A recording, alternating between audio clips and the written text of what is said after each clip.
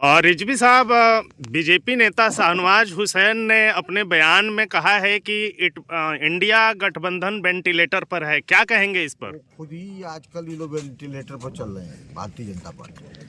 उन्होंने कहा, तेजस्वी को भी आड़े हाथ लेते हुए उन्होंने कहा है कि उन्हें लालू से सीखना चाहिए।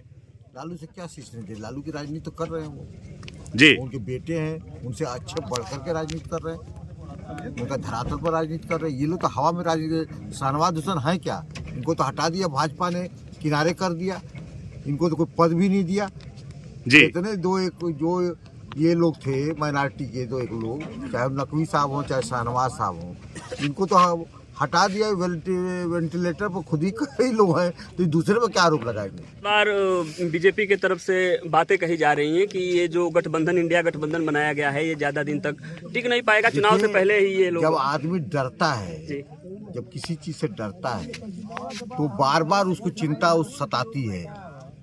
ये गठबंधन उनके लिए जिन साबित हुआ है। रात में भी उठ करके मोदी जी और योगी जी और तमाम बीजेपी के लोग ये सपना देखते हैं, कहीं खा तो नहीं रहा है जिन हमको। तो अब वो जिन पकड़ लिया है गठबंधन का। अब इंडिया गठबंधन, चूंकि बहुत सारी पार्टियां हैं क्षेत्र में, अलग अलग स्टेट की है, थोड़ा दिक्कतें हैं हर जगह।